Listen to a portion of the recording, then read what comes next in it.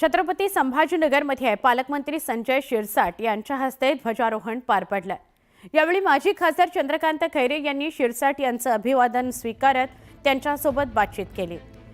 दरम्यान संदीपान भुमरे घटनाबाह्य पालकमंत्री होते, संजय शिरसाट कायदेशीर पालकमंत्री आहेत अशी प्रतिक्रिया खैरे यांनी दिली। खैरेंचं मतपरिवर्तन झालं असं शिरसाट म्हणाले। तर राजकीय वादविवाद न करता विकासाकरता एकत्र आलंच पाहिजे, छोडो कल की बात है गाण्याच्या ओळी सुद्धा शिरसाट यांनी गाऊन दाखवल्या। संदीपान भुमरेंनीही खैरेंना टोला लगावला।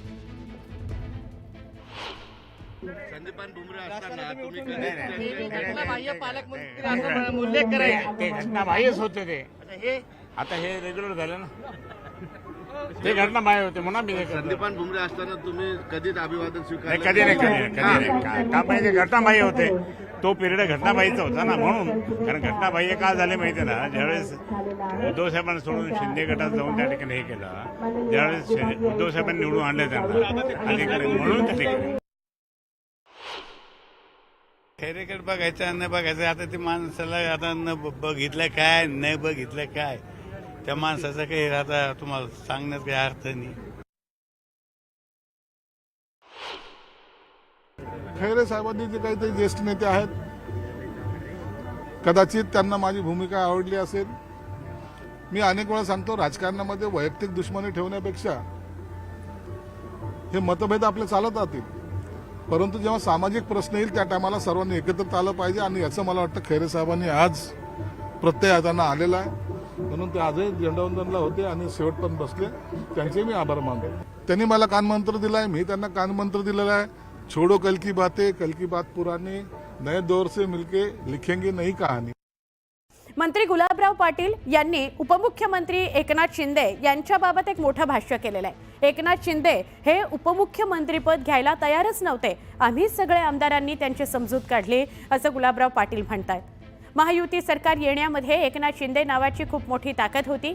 आपल्या सरकारच्या काळामध्ये देवेंद्र भाऊंनी सुद्धा मोठं मन दाखवलं होतं, त्यामुळे आता त्यांच्या सरकारमध्ये आपण सुद्धा मोठेपण दाखवलं पाहिजे अशी समजूत आमदारांनी काढल्याचं गुलाबराव पाटलांनी म्हटलेलं आहे।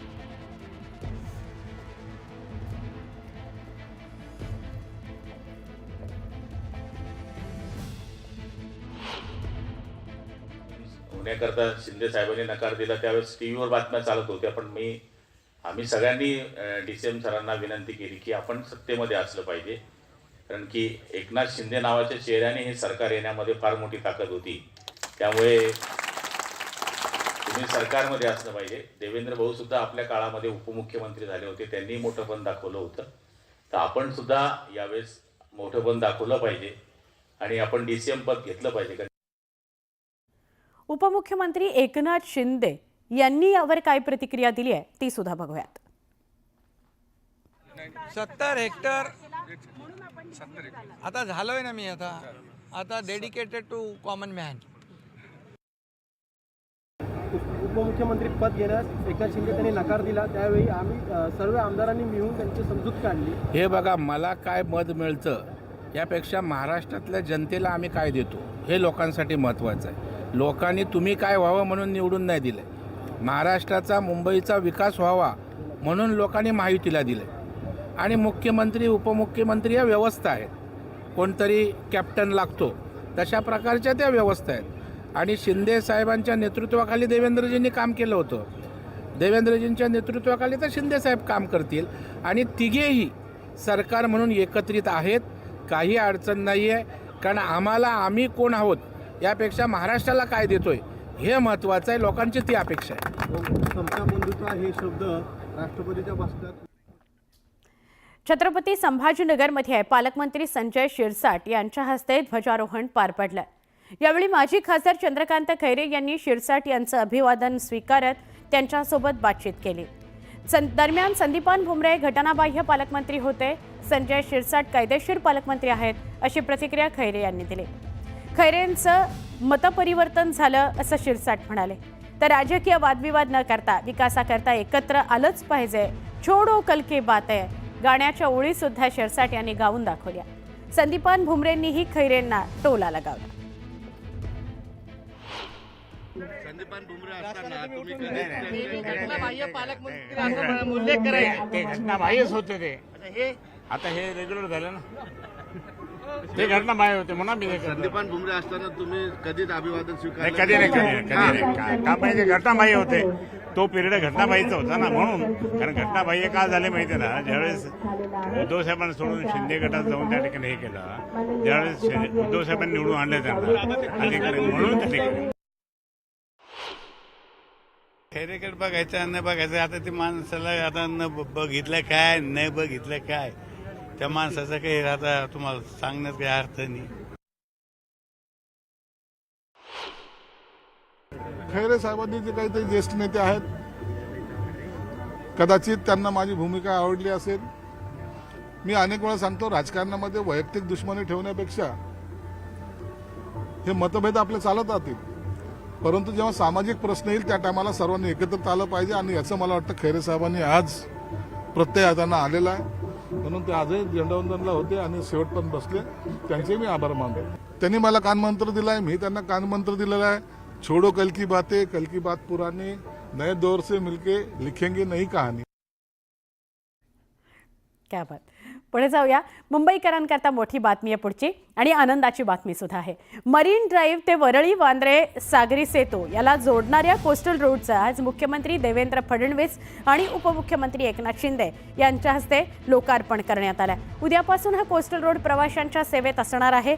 कोस्टल रोडमुळे मरीन ड्राईव्ह ते वरळी वांद्रे हा प्रवास अवघ्या 9 मिनिटांमध्ये, मरीन ड्राईव्ह ते वरळी वांद्रे हा प्रवास अवघ्या 9 मिनिटांमध्ये पूर्ण करता येणार आहे. मुंबईकरांचा वेळ त्यामुळे वाचणार आहे.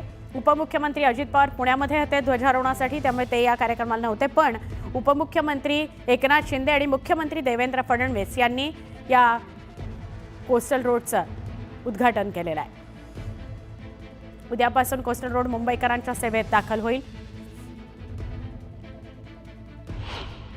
कोस्टल रोडचा नवीन टप्पा हा आता सुरू झालेला आहे. कोस्टल रोड हा वरळी वांद्रे सिलिंकला जोडलेला आहे, ज्यामुळे दादर, प्रभादेवी परिसरामध्ये जाणं सहज शक्य होणार आहे. आणि या दक्षिण मार्गिकेचं आज लोकार्पण करण्यात आलंय. खरं तर आपण बघतोय की मुंबईतील सागरी सेतूला हा रस्ता जोडलेला आहे. नरिमन पॉइंट ते सागरी सेतूचा मार्ग, दादर प्रभादेवीचा मार्ग आता सहज शक्य होणार आहे. हा साधारणपणे 827 मीटरचा रस्ता आपल्याला पाहायला मिळतो, ज्यामध्ये एक बो आर्च पद्धतीचा स्ट्रिंग गर्डार टाकण्यात आलेला आहे आणि या गर्डारच्या मदतीनं ही वाहतूक शक्य होत आहे. साधारणपणे या गर्डारची लांबी ही 143 मीटर तर रुंदी ही 27 मीटर असणार आहे. वरळी वांद्रे सिलिंकच्या दोन्ही मार्गिका या सुरू झालेल्या आहेत आणि आज याचं लोकार्पण करण्यात आलेलं आहे. उद्या अर्थात 27 तारखेपासून याचा वापर हा सर्वसामान्य मुंबईकरांना करता येणार आहे. त्यामुळे मुंबईच्या उत्तर आणि दक्षिण भागातून येणाऱ्या प्रवाशांच्या वेळेची बचत होणार आहे. थेट कोस्टल रोड ते वरळी वांद्रे सिलिंक असा प्रवास करण्यासाठी उत्तर आणि दक्षिणेच्या या दोन्ही मार्गिका आता सज्ज आहेत. साधारणपणे 95% काम पूर्ण झालेले आहे. बिंदू माधव चौकातनं तुम्हाला या मार्गिकांचा वापर करता येणार आहे आणि खऱ्या अर्थानं मुंबईच्या वाहतूक व्यवस्थेमध्ये आमूलाग्र बदल आपल्याला पाहायला मिळते. उद्या सकाळी 7 वाजल्यापासून हा रस्ता सर्वसामान्य मुंबईकरांसाठी खुला होणार आहे. व्हिडिओ जर्नलिस्ट प्रवीण शेट्टीसह Susmita Vadane Patil, news 18 Lokmat, Mumbai. Coastal road याचं उत्तर वाहिनी कनेक्टर आणि इतर 3 कनेक्टरचं आज आपण लोकार्पण करतोय. मागच्या काळामध्ये माननीय मुख्यमंत्री एकनाथराव शिंदेजींच्या नेतृत्वात 2 टप्प्यांचं आपण उद्घाटन केलं आणि आता या उद्घाटनानंतर जवळपास 94% रस्त्याचं काम पूर्ण झालेलं आहे. आता केवळ एक प्रभादेवी कनेक्टर याचा बाकी आहे, जो फेब्रुवारी संपता तो देखील पूर्ण होईल. महायुती सरकारच्या पहिल्या काळात सुरू झालं. दुसऱ्या महायुतीच्या काळात जेव्हा देवेंद्रजी मुख्यमंत्री होते तेव्हा सुरुवात झाली आणि मी मुख्यमंत्री असताना या ठिकाणी याला आणखी गती मिळाली. आता 3ऱ्या टप्प्यामध्ये देवेंद्रजींच्या काळात हा कंप्लीट जो कोस्टल आहे तो पूर्ण मुंबईकरांना समर्पित होईल. मला एवढाच आनंद आहे की मुंबईकरांच्या जीवनामध्ये आनंद देण्याचं काम महायुती सरकारने केलेलं आहे. मरीन ड्राईव्ह ते वांद्रे वरळी सागरी सेतूला जोडणाऱ्या कोस्टल रोडचं आज मुख्यमंत्री देवेंद्र फडणवीस आणि एकनाथ शिंदे यांच्या हस्ते उद्घाटन झालं. कोस्टल रोडमुळे मरीन ड्राईव्ह ते वांद्रे वरळी हा प्रवास 9 मिनिटांमध्ये होणार आहे. मुंबईकरांचा वेळ त्यामुळे वाचणार आहे. पुढच्या बातमीकडे आपण वळूया. पुढची बातमी अर्थातच कोस्टल रोडच्या लोकार्पणावरून आदित्य ठाकरेंनी मात्र महायुतीवर टीका केलेली होती. महाविकास आघाडीचं सरकार असतं तर संपूर्ण कोस्टल रोड 2023ला पूर्ण झाला असता, अशी टीका आदित्य ठाकरेंनी केली होती. त्यावर मुख्यमंत्री फडणवीस आणि उपमुख्यमंत्री एकनाथ शिंदे काय म्हणाले ते बघूयात.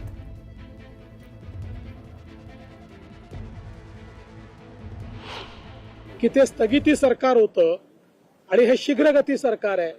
सगळ्या कामांना त्यांनी स्थगिती दिली होती. इथेही या ठिकाणी आपल्याला माहिती आहे त्यांच्या काळात काहीच काम झालं नाही.